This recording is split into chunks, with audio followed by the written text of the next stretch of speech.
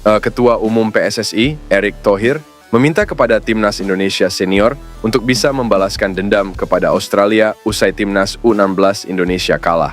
Seperti diketahui, Timnas U16 Indonesia kalah dari Australia dengan skor 3-5 pada laga semifinal ASEAN Cup U16 2024 di Stadion Manahan, Solo, Jawa Tengah, Senin kemarin. Kekalahan itu membuat tim asuhan Nova Arianto tersebut gagal melaju ke final ASEAN Cup U16 2024. Erick Thohir mengatakan bahwa Timnas U16 Indonesia tidak kalah kelas dari Australia. Terlihat Garuda Asia terus melancarkan serangan meski harus bermain dengan 10 pemain usai Raihan Apriansyah diganjar kartu merah sejak menit ke-27. Kami tidak kalah, cuma memang bola itu bundar dan kebetulan saja kita kena kartu merah. Namanya juga sepak bola, tapi dengan 10 pemain saja kita bisa mencetak gol segitu, kata Erick Thohir. Erick Thohir berharap kekalahan dari Timnas U16 Indonesia menjadi motivasi berlipat ganda untuk Timnas Indonesia Senior. Pasalnya, Timnas Indonesia akan bertemu Australia pada grup C putaran ketiga kualifikasi Piala Dunia 2026 zona Asia. Saya akan bilang ke Timnas Indonesia Senior kita yang juga akan bertemu Australia, kita harus fight melawan mereka. Kita kasih lihat bahwa kita bukan bangsa yang mereka bisa selebrasi gitu. Kita lawan mereka. Melihat junior kita dilecehkan, nah kita fight lagi sama mereka. Ingat ya, kita ini bangsa besar. Tutup Erick Thohir. Pelatih Timnas Indonesia U19, Indras Jafri telah melakukan pemantauan terhadap 4 pemain keturunan Indonesia yang lahir di Belanda untuk dinaturalisasi demi Timnas Indonesia U19. Keempat pemain yang bermain di Liga Belanda itu, yakni Mauresmo Hinoke dari FC Dordrecht U21, Dion Marks dari NEC Nijmegen U21, Sam Ivel dari NH Breda U21, dan Tim Gijpens dari FC Emmen. Indra Syafri melihat kemampuan keempat pemain berdarah Indonesia itu ketika Timnas Indonesia U19 mengarungi Maurice Revello Tournament 2024 di Prancis pada 3-16 Juni 2024. Waktu di Toulon Cup 2024, ada 5 pemain yang ikut termasuk Raven. Saya sudah merekomendasikan kalau Raven kan sudah, ujar Indra Syafri. Indra Syafri mengungkapkan telah merekomendasikan 3 pemain keturunan untuk dinaturalisasi PSSI demi kepentingan Timnas Indonesia U19. Namun, ia masih merahasiakan nama-namanya. Saya merekomendasikan pemain depan 1, bek tengah 1, dan bek sayap kiri 1, biar PSSI yang merilis nama-namanya, tutur Indras Jafri. Dari bocoran Indras Jafri itu, 3 pemain keturunan yang disodorkannya kemungkinan mengarah ke Mauresmo Hinoke, Tim Gijpens, dan Dion Marks. Hinoke menjadi pemain yang paling menonjol di Maurice Revello Tournament 2024. Calon penyerang keturunan Timnas Indonesia, Ole Romeni, tampil cemerlang saat timnya FC Utrecht bertanding melawan USV Elinkwijk dalam laga uji coba.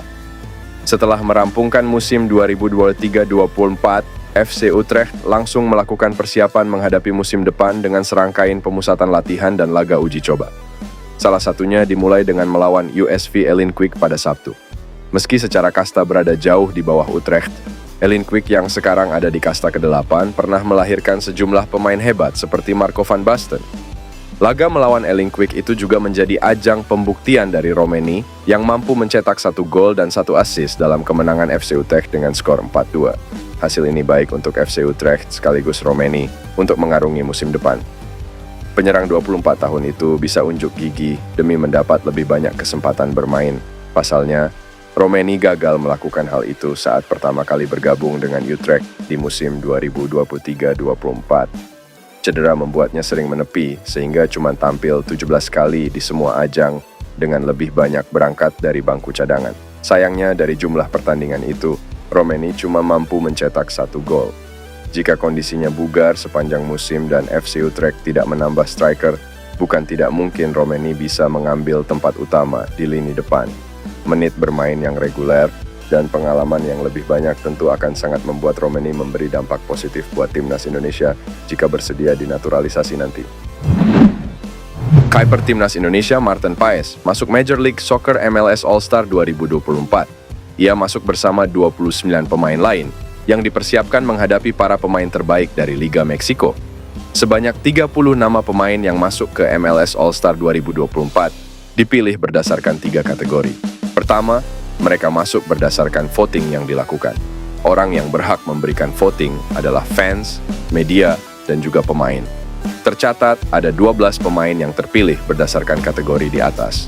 Kemudian ada 16 pemain yang terpilih berdasarkan pilihan pelatih MLS All-Star 2024, yakni Wilfried Nancy. Sementara itu, 2 slot tersisa dipilih oleh komisaris MLS, Don Garber.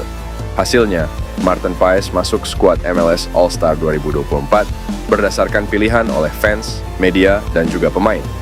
Rencananya, laga MLS All-Star 2024 akan digelar di Columbus Crews Lower.com Field pada 24 Juli 2024. Menarik menanti berapa menit tampil yang didapatkan Martin Paes di laga ini.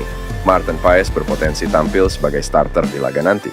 Jika status starter berhasil digaet, kiper 25 tahun ini bakal main bareng dengan pesepak bola peraih 8 trofi Ballon d'Or, Lionel Messi. Langkah PSSI untuk segera naturalisasi Ole Romeni terbilang cukup tepat lantaran calon striker timnas Indonesia itu baru saja tampil apik dan cetak gol di Eropa. Sebelumnya, nama Ole Romeni memang tengah jadi sorotan lantaran masuk dalam daftar naturalisasi buat perkuat timnas Indonesia di kualifikasi Piala Dunia 2026. Keseriusan PSSI untuk menaturalisasi Ole Romeni diungkapkan sendiri oleh manajer timnas Indonesia, Sumarji. Menurut Sumarji, sampai saat ini PSSI terus berupaya untuk bisa menyelesaikan proses naturalisasi bintang FC Utrecht tersebut. Bahkan, PSSI lebih memprioritaskan Ole Romeni untuk memperkuat skuad Garuda ketimbang pemain lain. Jika melihat dari statistik penampilannya, kehadiran Ole Romeni memang sangat layak buat meningkatkan ketajaman lini depan timnas Indonesia.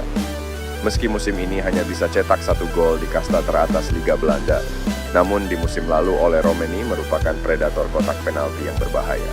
Saat kondisi fisiknya 100% pulih, pemain 24 tahun tersebut mampu mencetak 11 gol serta 1 assist dari 33 pertandingan di Eredivisie. Bahkan ketajaman Ole Romeni kembali terbukti saat FC Utrecht jalani laga uji coba pramusim beberapa waktu lalu. Melansir dari laman resmi klub, diketahui bahwa FC Utrecht menghadapi klub lokal USV Elinkwijk pada Minggu. Di laga tersebut, FC Utrecht berhasil menang telak dengan skor 4-2 dan Ole Romeni jadi bintang lewat torehan 1 gol dan 1 assist. Melihat penampilan apiknya tersebut, langkah PSSI untuk mempercepat naturalisasi Ole Romeni bisa dibilang keputusan tepat. Jika Ole Romeni resmi memperkuat timnas Indonesia, maka lini depan skuad Garuda bakal punya banyak striker Liga Eropa yang bisa jadi ancaman tim-tim di kualifikasi Piala Dunia 2026. Geliat PSSI untuk menaturalisasi beberapa pemain baru sepertinya sudah mulai terlihat. Salah satu pemain yang dikabarkan tengah didekati oleh PSSI adalah Miljan Manhoef. PSSI sendiri juga dikabarkan sedang kembali mendekati pemain yang kini membela klub Inggris, Stoke City tersebut. Menurut Roni Pangemanan atau Bung Ropan, PSSI dikabarkan akan menjadikan Miljan Manhoef sebagai salah satu target buruan selain Kevin Dix dan Ole Romeni yang lebih diprioritaskan. Banyak memang karena sudah beredar juga nama-namanya termasuk Miljan Manhoef dan Jairo Riedewald. Tapi baru 2 ini yang sedang diupayakan PSSI, ujar Bung Ropan. Miljan Manhoef sendiri sejatinya bukanlah pemain yang berposisi sebagai penyerang murni. Melansir dari laman transfermarkt.co.id, dirinya sejatinya merupakan seorang winger yang juga bisa bermain di posisi fullback ataupun penyerang depan. Kemampuan ini mirip seperti yang dimiliki oleh salah satu pemain keturunan timnas Indonesia saat ini, yakni Ragnar Oratmangoen, yang juga bisa dimainkan sebagai penyerang kendati, berposisi sebagai winger. Jika rencana ini terrealisasikan, maka timnas Indonesia akan kembali memiliki pemain yang bermain di Liga Inggris, selain nama Elkan Baggett dan Nathan Chow Aon. Hadirnya nama Miljan Manhoef sendiri juga diprediksi dapat memanaskan persaingan di sektor winger kanan timnas Indonesia. Sejauh ini, timnas Indonesia hanya memiliki sedikit nama pemain yang kerap kali beroperasi di sektor winger kanan. Selain nama Witan Sulaiman, ada pula nama Egy Maulana Fikri dan Yaakob Sayuri yang kerap mengisi posisi winger kanan timnas Indonesia saat ini.